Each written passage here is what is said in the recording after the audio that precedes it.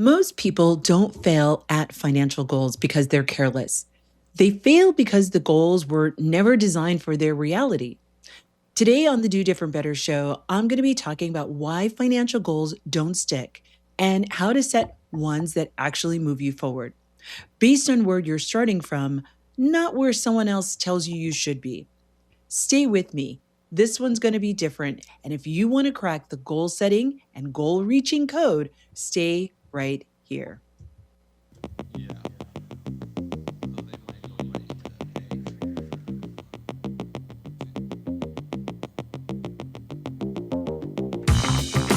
Welcome back, my asset builders in training. Welcome back to another episode of the Do Different Better show. I'm your host, Elaine Rasmussen, CEO of Social Impact Now and Connective Institute, and the founder of the Integrated Capital Fund.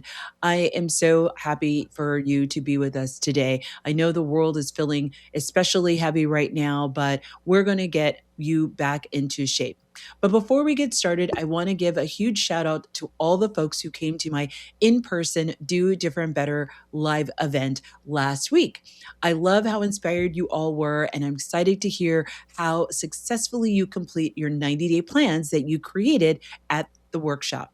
Don't forget to DM me or tag me on IG on your achievements and your mindset shifts. But let's get back to the show. Today, I'm unpacking a question that almost everyone asks every January, but very few people actually answer honestly. Why do financial goals get stuck? I started the show talking about why most goal setting advice fails, but not because people lack discipline, but because the advice ignores real life, real context, and real actual starting points. But today, you know me, we're going to go deeper. Because before you can set meaningful financial goals, you have to understand something very fundamental. Not everyone is playing the same financial game. But let's take a step back. Let me just take a guess on what's happened for you in the past, or maybe what's happening even this year.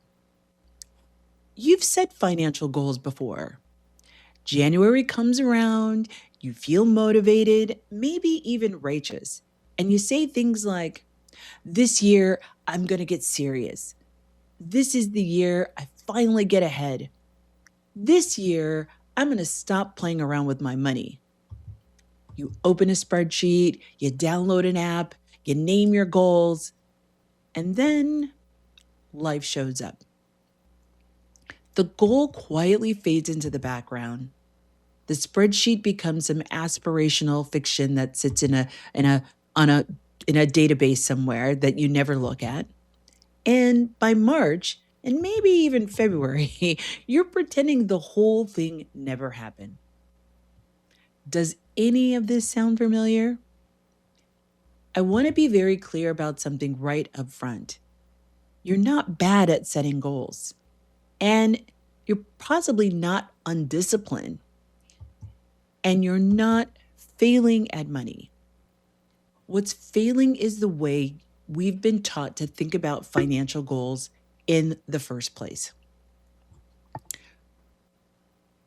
Most financial goal setting advice assumes something that is generous at best. It assumes that everyone starts at the same place, has stable income, has predictable expenses, has emotional bandwidth, and has time to optimize, which is so adorable, so cutesy, so very demure, and wildly inaccurate.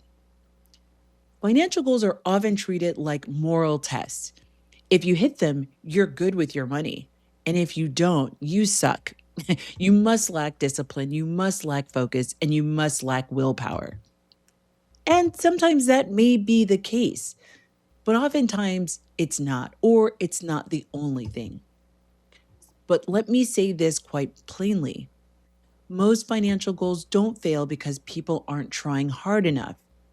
They fail because they're a disconnect from reality. So, we need to talk about the goal setting industrial complex. It is a multi billion-dollar industry, right? I'm going to help you with your goals, right? And I'm going to be one of them, but I'm hoping we're going to get another layer deeper that's actually meaningful and help drives you to success. You know the one, it tells you make your goals smart, SMART. Automate everything, track every dollar, wake up earlier, hustle harder, and visualize success. Somewhere along the way, goal setting stopped being a tool and became about performance and being compared to everybody else. People started setting goals they thought they should have instead of the goals that actually fit their lives, their dreams, and where they actually want to go. And then they internalize the shame when those goals actually don't stick. So here's the uncomfortable truth: a goal that ignores your context isn't ambitious, it's actually quite delusional. So let's talk about why smart goals aren't always smart. If you're not familiar with SMART goals, it's an acronym that stands for specific, measurable, achievable, relevant, and time bound. If you take the first letter of each of those words, you get SMART. And on paper, that sounds reasonable. But in real life, you can have the most beautifully crafted AI driven SMART goal and still feel stressed, frozen, or resentful while you're chasing it. Why? Because SMART goals don't ask how volatile your income is, how much decision fatigue you're already carrying, whether you're supporting other people or might have an anticipation of supporting other people by surprise, the season of life that you're actually in this moment. Are you a new parent? Are you retiring? Where are you in your actual life cycle?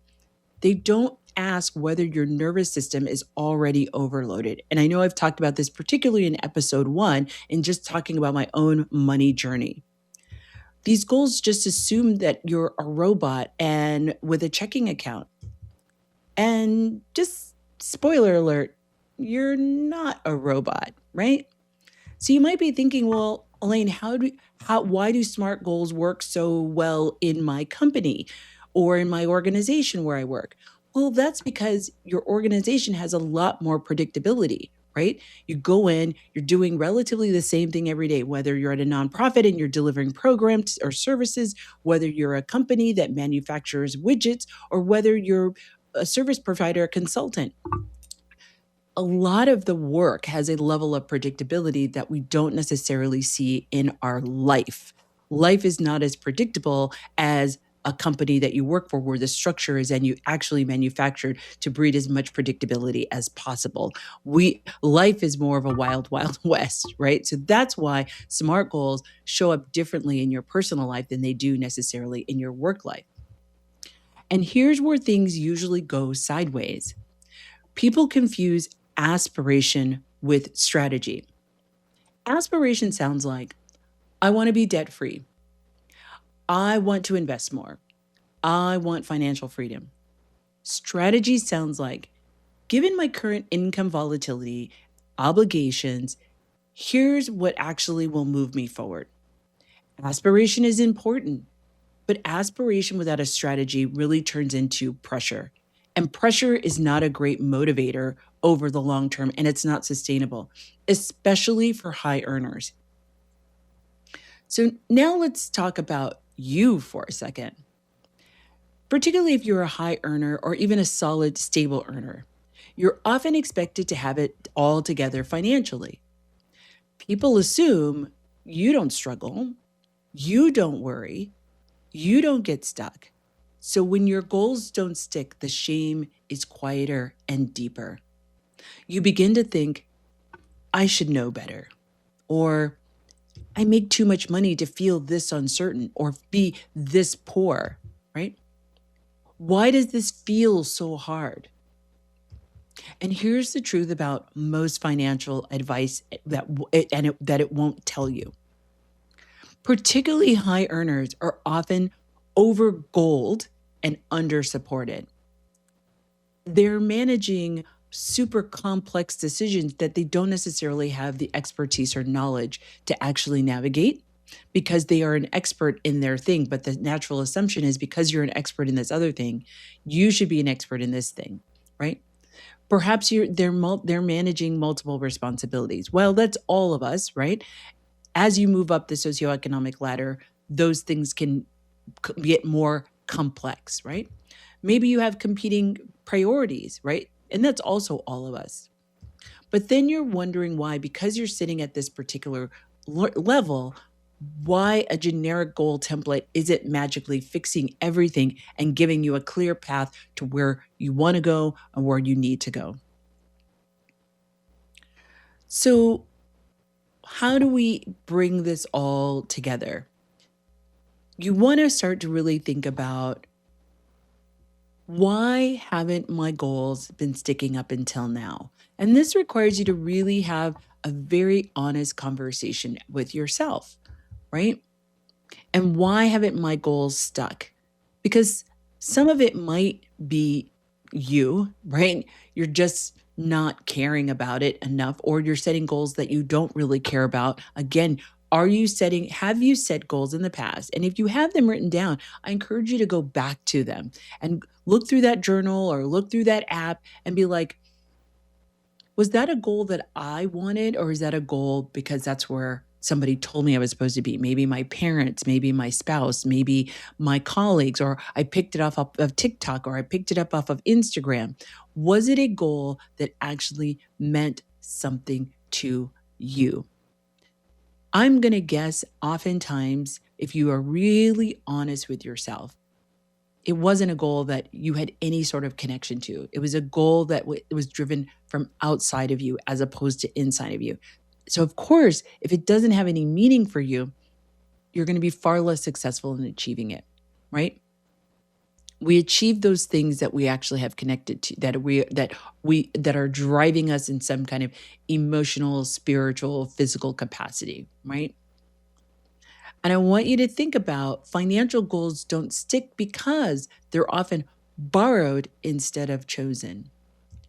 They're premature instead of sequence. It's not that it's a bad goal, it's just not the right goal at this moment in time. Where you are, do you have the resources? Do you have the support? Are you in the position to be able to actually execute on those goals, whether that be time, talent, or treasure, right? Or resources, right? They're sometimes optimized instead of contextualized. They're set from a place of comparison, guilt, or I should, and not necessarily from a place of clarity. And let me be clear, clarity is not motivation. Clarity is what actually moves people forward, and not only move people forward, but have you stand 10 toes down on what that thing is and be unequivocal, immovable about that thing. So let's say, I think I shared with you all in a number of episodes of my money journey. When I first started, I was a single mom. I was making $12 an hour. I was working at a university. And the reason why I was having such crappy pay is because I was getting a free master's degree and I was working on my doctorate and I didn't have to pay tuition. So think about that. Somebody making $12 an hour as a single parent, right? And I started my money journey literally because I had been through that experience of like creating these financial goals and being woefully unsuccessful with achieving even a monicum of success in those goals. But they weren't tethered to the reality that I was making $12 an hour. So, what could I do as a single parent making $12 an hour? And I started with just, I'm going to save $5 a week. I didn't even put a number on like what I wanted at the end of the year. My goal was really short term. Every week, I was going to save $5. Weekly was something I could wrap my head around. Because I was still in this survival mode, and I'm going to talk a little bit about that in the next segment. Because I was in survival mode as a single parent at the bottom of the financial food chain, it was so hard for me to even be able to see a year in advance. All I could see was 1 week into the future. All like that was meaningful for me was 1 week in the future. So for me, my financial goal, one of my first successful financial goals was saving $5 a week consistently. That was the goal. because that goal actually fit the context that I was in. And it felt powerful, powerful after several months of consistently doing that, that when I actually needed, I had an emergency come up and I actually had the money that I needed for the emergency and I didn't have to stress or wonder about how was I going to take care of that emergency, because that little bit of $5 that I was saving every single week was actually now had accumulated to a place where now I could take care of an emergency. And then I moved to a place of like, okay, now I'm going to save $10 a month. I mean, $10 a week. Now I'm going to save $15 a week. So as you can see, that quickly began to compound. And so having that success then moved me into a different mindset to even go to the next stage of my goal setting. So again, so if the problem isn't discipline and it's not intelligence and it's not effort, then what does work? In the next segment, I'm going to be talking about financial mobility, why the starting point actually matters. And I've given you a little bit of taste of that just right now. Why economic class changes how goals function, and why not everyone should be setting the same kinds of financial goals at the same time. So stay with me. This is the Do Different Better show.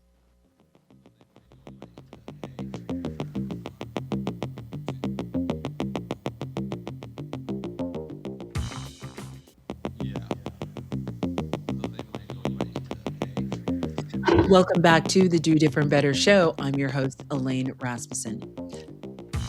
Let's start with something that might feel uncomfortable, but necessary.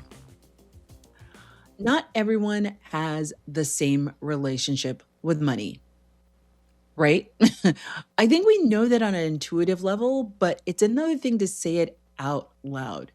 Not everyone has the same relationship to money goals.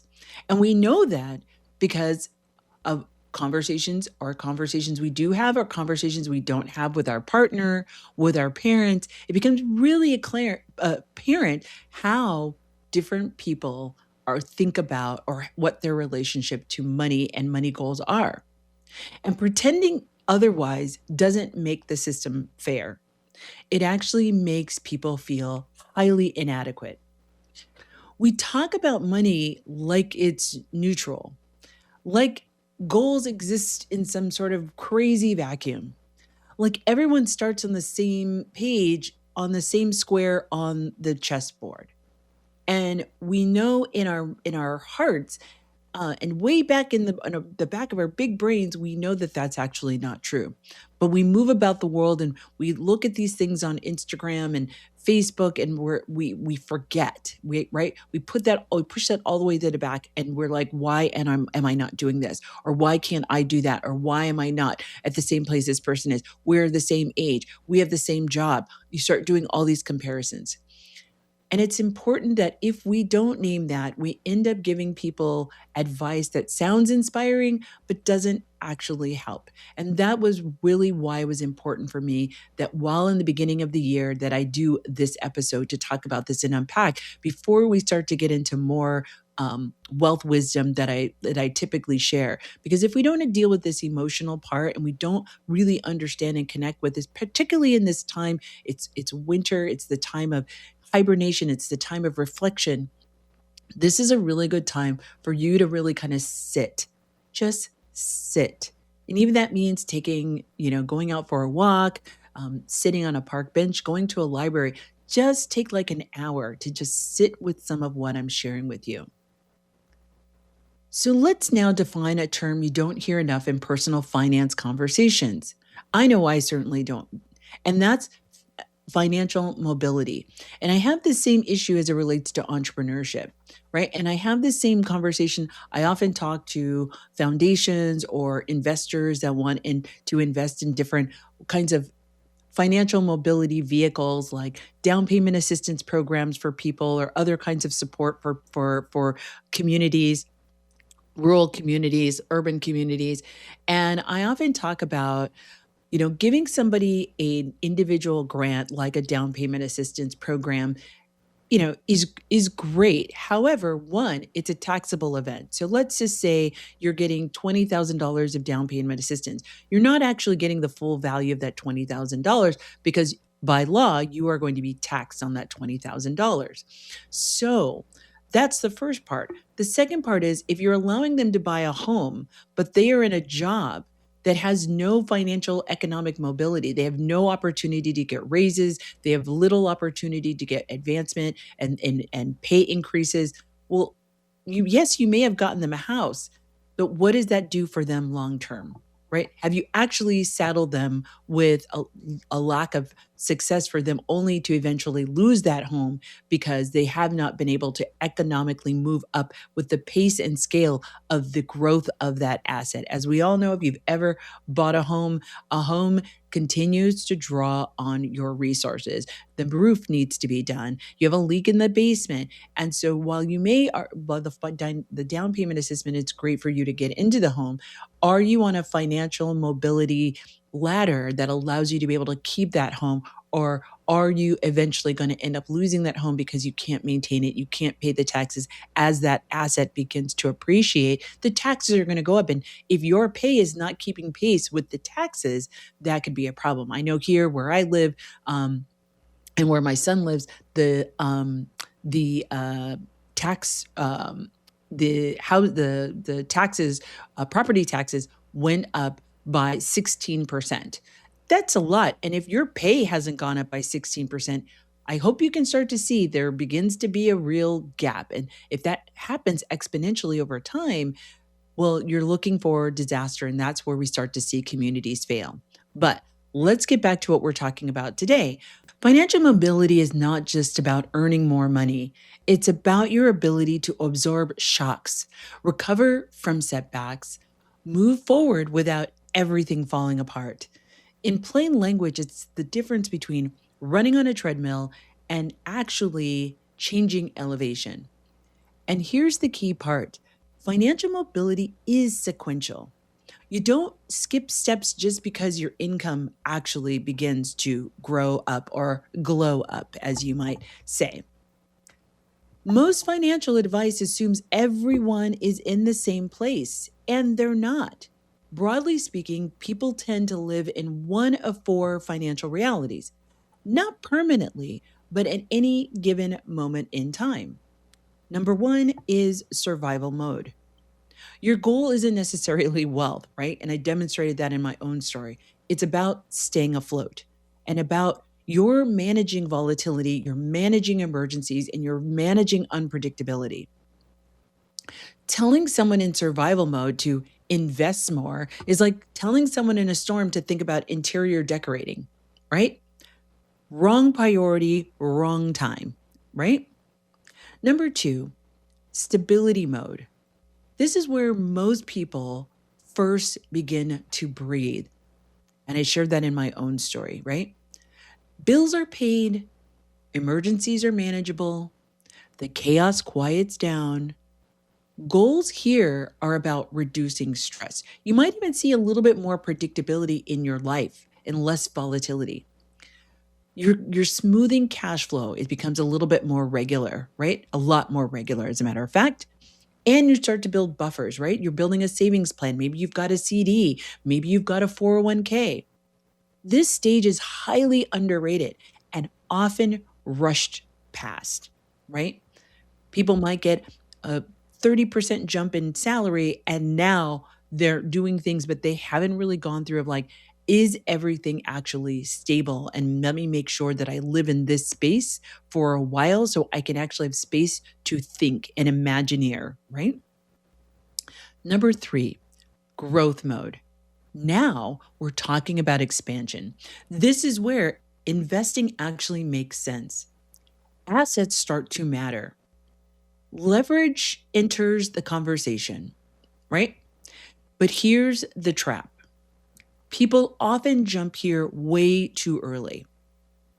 And segment number four, optimization mode. This is where most financial content actually lives. It's very aspirational. It's very like sometimes unattainable for 90% of the population. This is where folks are talking about tax efficiency, tax strategies, um, really advanced, complicated financial instruments, structuring wealth, right? But optimization assumes the other stages are actually solid. And that assumption is where a lot of frustration comes from because you may not know that. You just know that you're feeling on the struggle bus in some kind of way, shape, form, or fashion, right? So here's the part that we don't say enough. And I want to change that, especially in polite company.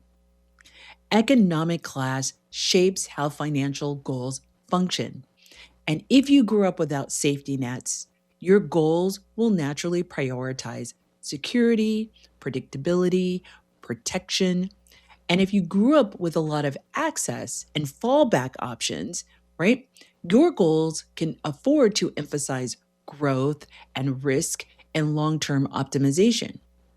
Neither one of these is wrong, but they are different. And pretending they're the same leads people to chase goals that don't match their nervous system or, quite frankly, their reality. So now let's quickly talk about high earners for just a second. So you may see this term kicking around on Instagram or social media, and they're called Henrys. Henrys stands for high earners, not rich yet. They often skip stability emotionally, even if they achieve it financially.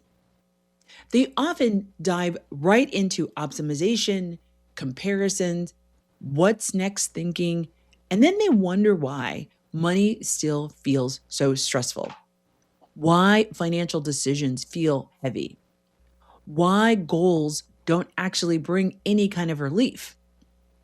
You can be earning well and still lack felt stability. And if stability isn't felt, growth goals will not stick. So here's the reframe. Instead of asking, what financial goal should I set?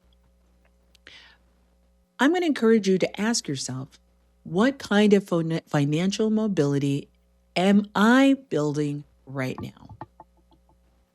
That question changes everything.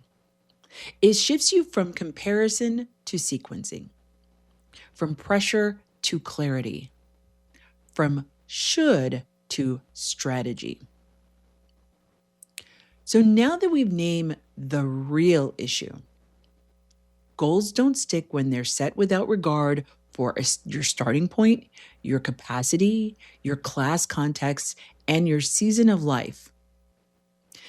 In the last segment, I'm going to talk about how to set financial goals that actually work, not by doing more, but by choosing better, sequencing smarter, and aligning goals with real life. So stay with me. You're listening to the Do Different Better show. You can listen to us on AM 950, but if you want to check me out and see the episodes, maybe you're a visual learner, you can check me out on YouTube at Do Different Better.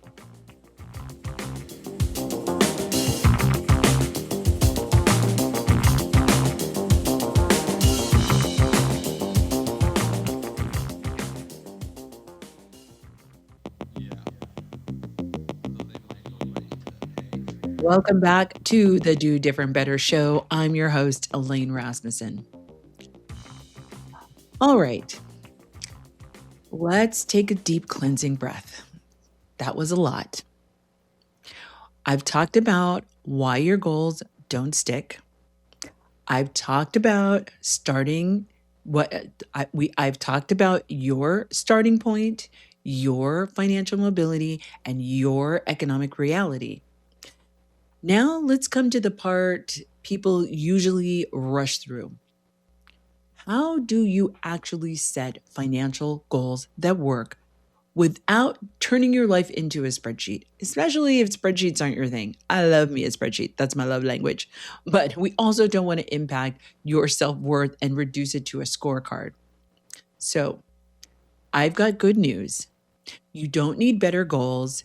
You need better alignment. And guess what? You know that I got you. So let's get into it. Most people think the fix is more goals, tighter timelines, stricter rules.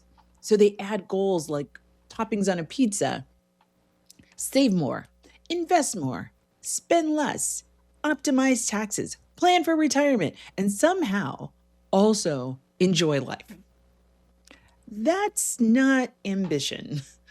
That is actually cognitive overload. And here's the hard truth: if everything is a goal, then nothing is a priority. And priorities, not goals, are what move people forward.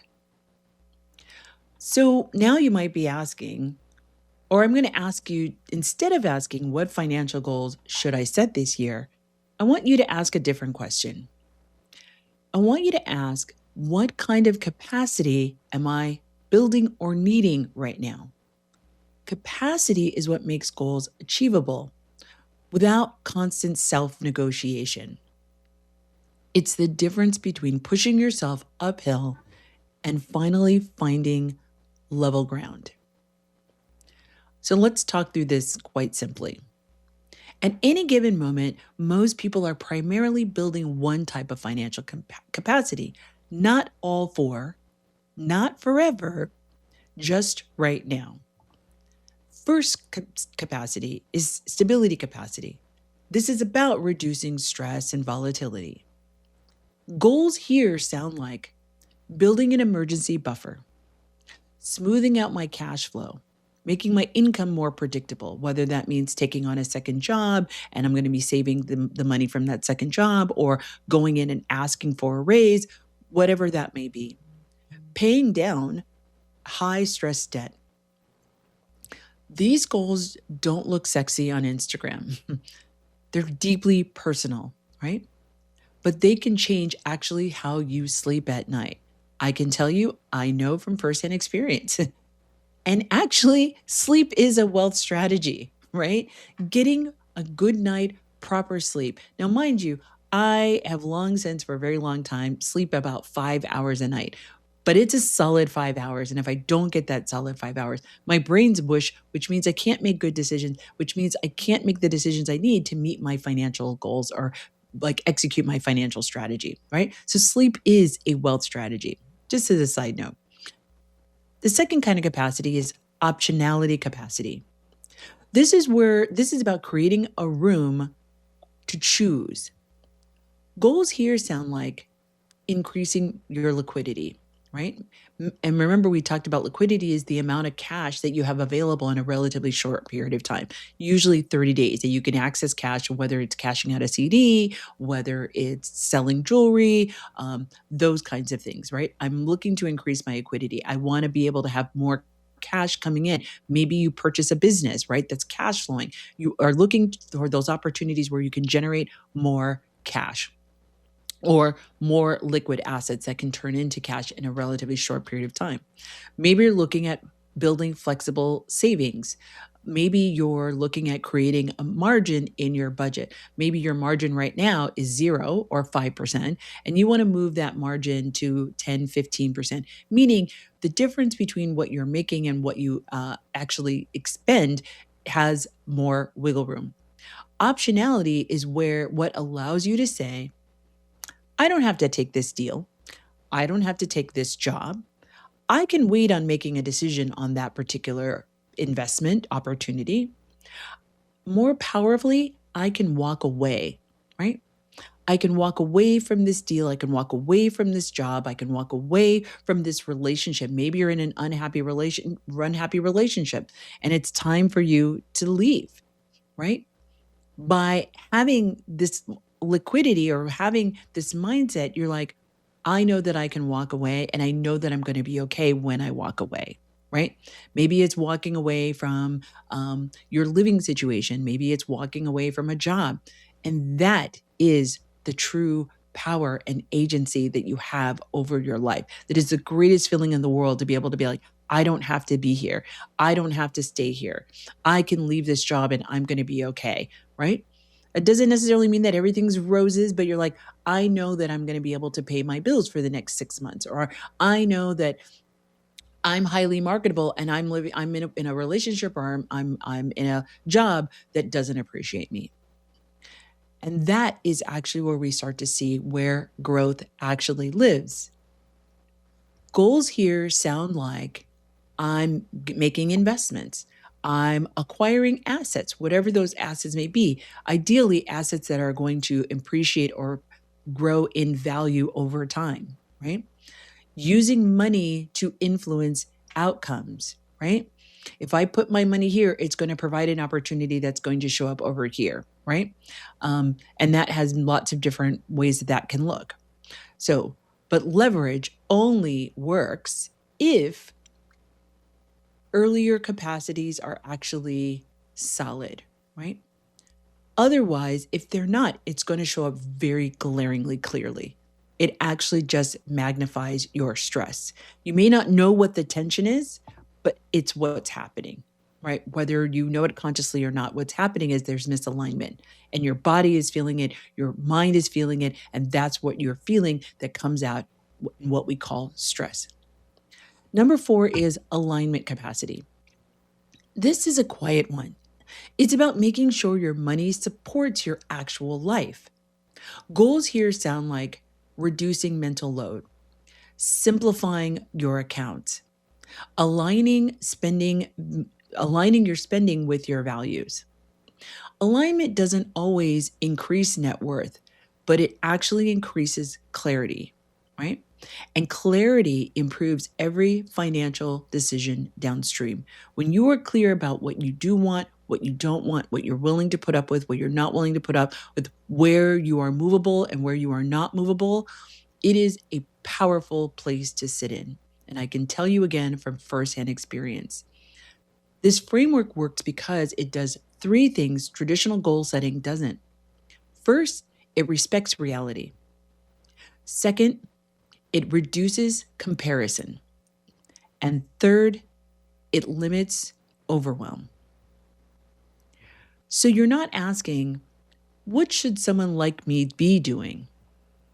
You're flipping the script and you're asking, what would meaningfully improve my financial life right now? That is a powerful shift and a deep and meaningful one. It is highly internal, it is highly personalized for where you are sitting in your life. And here's what I want you to notice. You don't need 10 financial goals.